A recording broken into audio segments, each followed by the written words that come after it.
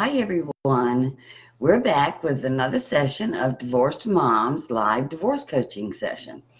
I'm Cathy Meyer, Master Certified Divorce Coach, and tonight we're going to talk about unwanted divorces and surviving that.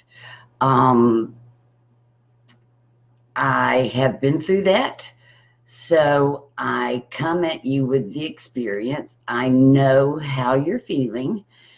And it may seem insurmountable. It may seem like something you can't move past, but believe me, you can. I did. If I can, you can. Before I have four keys that I want to share with you that I believe will be important in your recovery. But before I get into that, I want to stress to you, these aren't magical keys. You're not going to listen to this tonight and wake up in the morning and feel 100% better or even 50% better.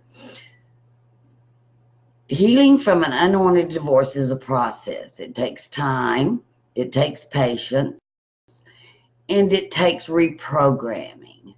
You have to learn new thought processes. You learn new skills and new ways of dealing with the emotional pain that you're in, the stress that you're feeling. It is a process. It takes patience. And believe me when I say I've been there. I know and I empathize and I feel so much compassion for what anyone goes through when they've been left and they still love their spouse dearly. Okay, let's get started. Oh, one other thing. If you're watching, say hi. Hi, Bernadette. It's good to see you. If you're watching, say hi. If you have, while I'm talking, if you have a question, ask a question. I will answer it.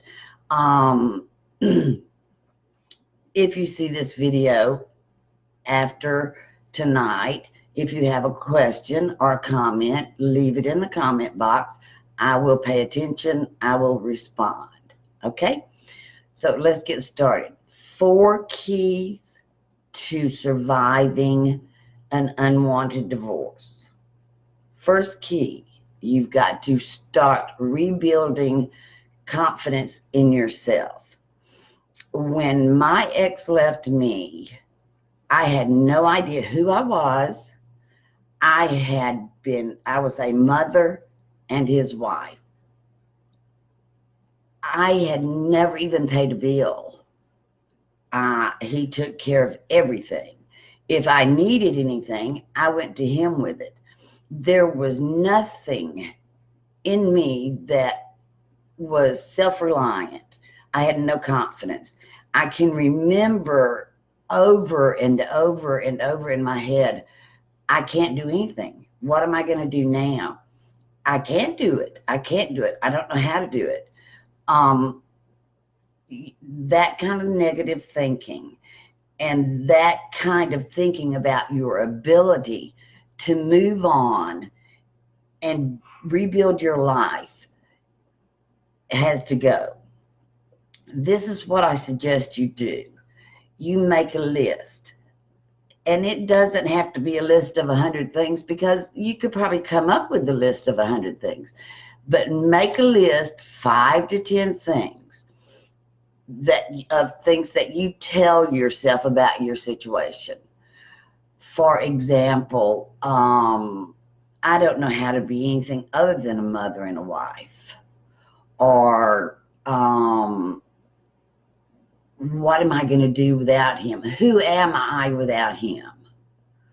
And then you flip that list and take that list, and for every negative statement you make on that list, turn it into a positive statement. Like, I don't know who I am without him. Okay, positive aspect of that, positive end of that. I was a person.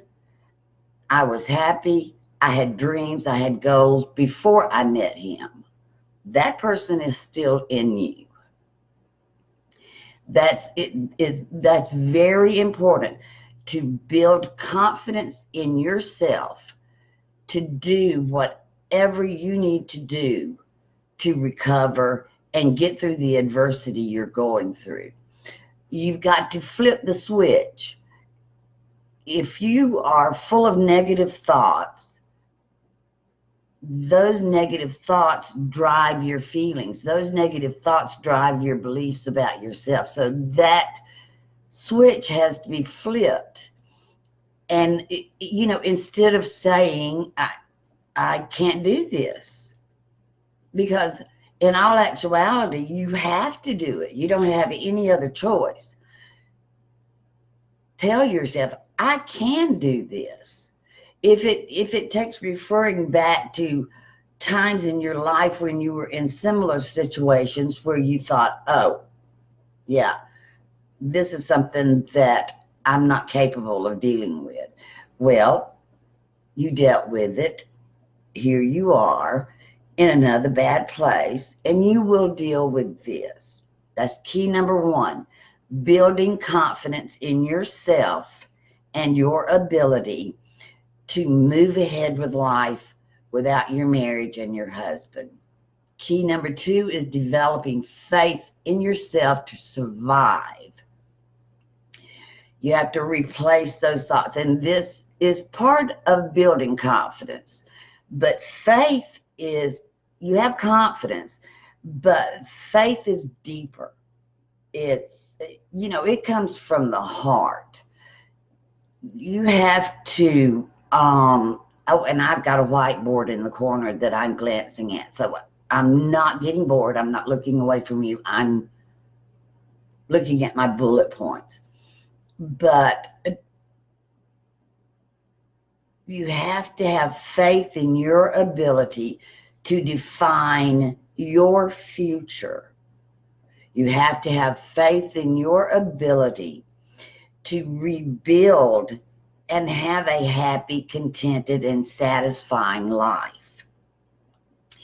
Maybe in future videos, I can go a little bit deeper into, okay, how to build confidence, how to build faith in yourself.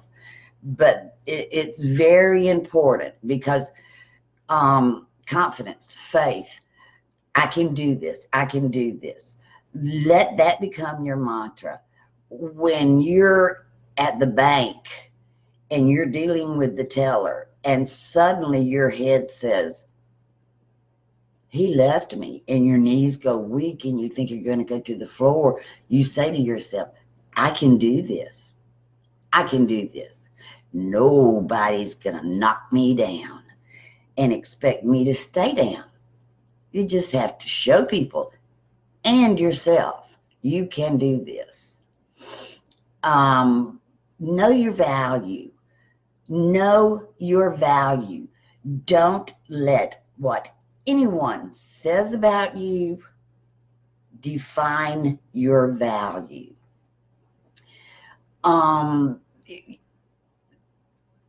We have a tendency to internalize what other people say about us. I know I did with my ex. He would send a nasty email. He was really good at that.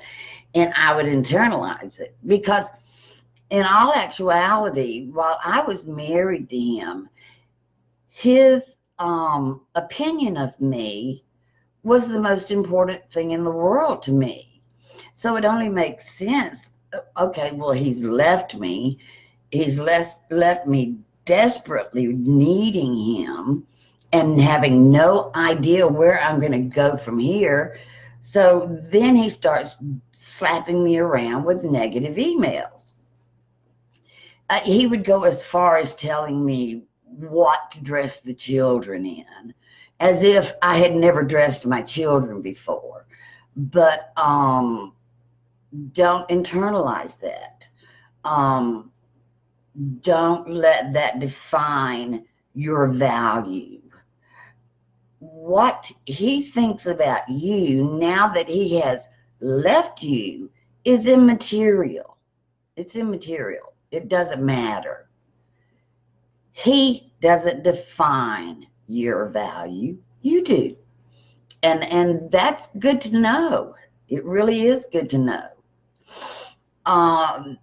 Here's another list thing. Make a list of your positive qualities as a wife. Sit down. Hey, and you can have 100 things this time. Just go crazy with it. Every positive quality, and you know, if you were a good wife, you know you were a good wife.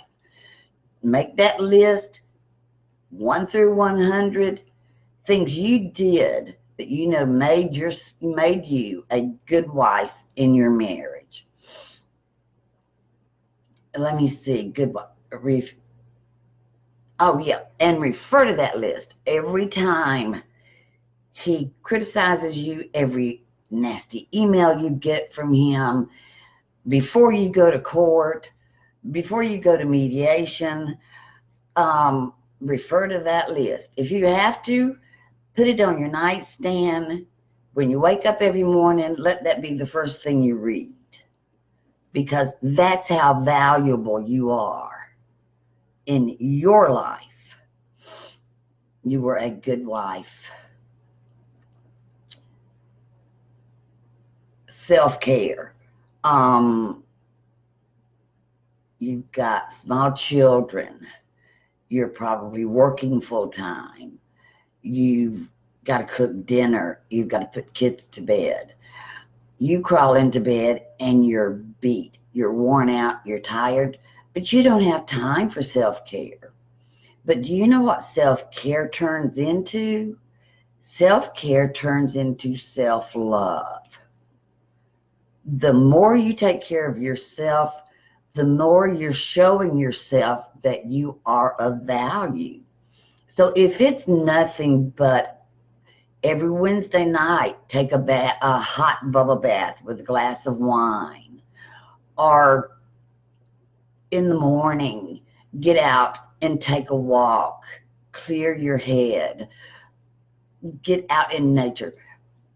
That's self-care. That's telling yourself, I'm important. This is something I need.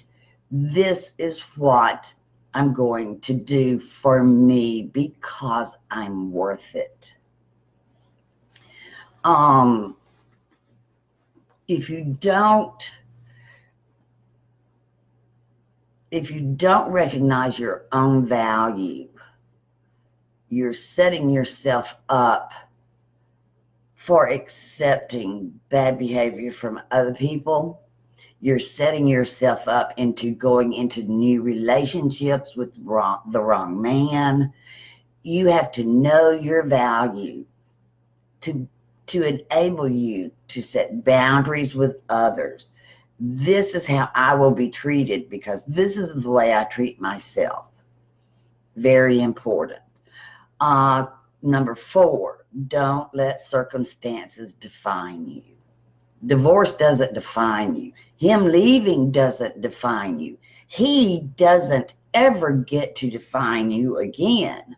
Only you can define you. Losing a marriage does not make you a loser. You were once happy and contented without him. Before you met him, you were happy. You had goals, you had plans, you had dreams. You will again.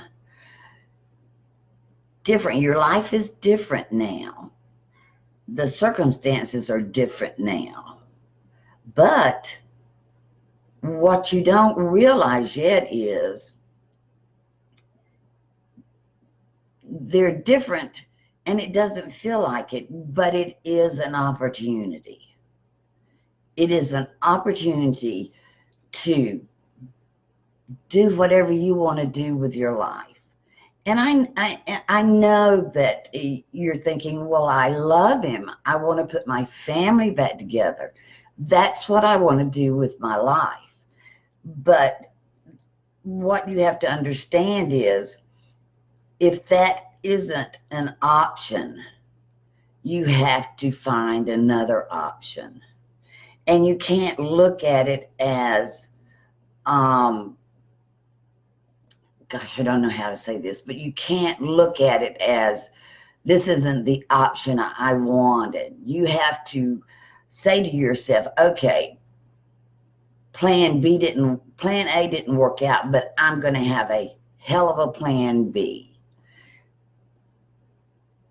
That's the only way to move forward.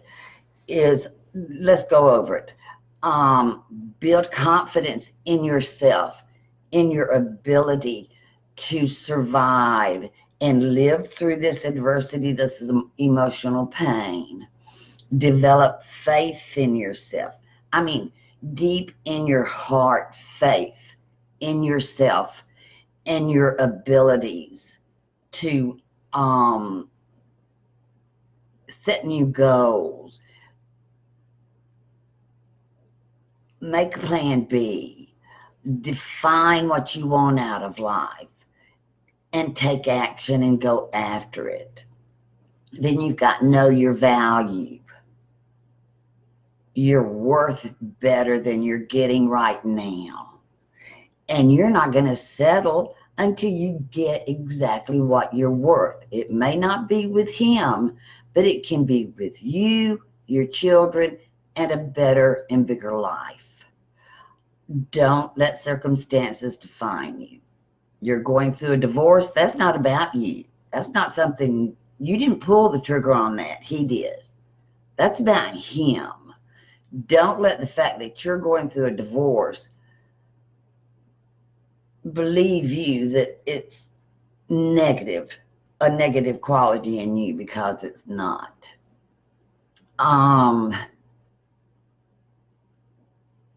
It's survivable. It was 20 years ago for me, and I love the life I live. I built a very good life, but like I said, it's a process. I didn't do it in 6 months. I didn't do it in a year. But 6 months after he left, I felt a hell of a lot better than I did 6 days after he left. A year after he left, I could feel the steam. I was on a roll. I had decided what I wanted to do with my life. Okay, let me tell you this story. I remember he had, I don't know how long he'd been gone, probably about 8 months. And I was feeling better emotionally and had gotten into a routine in life, but I was stagnant. You know, I was doing what I had to do day in and day out, just surviving. I wasn't really living, I was just surviving.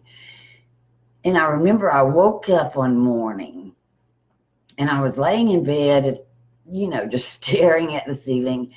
And suddenly it occurred to me, I can do anything I want to with my life. I can go anywhere I want to go. I can define my life. And it's a light bulb moment, and you will get to that place where you say to yourself, wait a minute, this really is an opportunity. I can survive this. I will survive this. And that's a promise I make to you. Well, I've messed up tonight. I didn't come with any questions, and I had questions. Now I'm going to have to answer them in email. But I've enjoyed talking to you. We're doing this every other Wednesday, different topic and user emails. If you have a question you'd like to ask but don't want to do it publicly, email me at editor@divorcedmoms.com. Also a reminder, this is a public page. Don't make a comment, don't ask a question in the comments section that you aren't comfortable with your friends seeing and your friends' friends seeing. So I'm glad you joined us. It was good to see you here, and I hope I've helped a little bit. And like I said earlier, if you have questions about anything I've talked about tonight, we've got the comment section. I'm watching it. Y'all have a good night. And it's going to be okay. I promise. Bye-bye.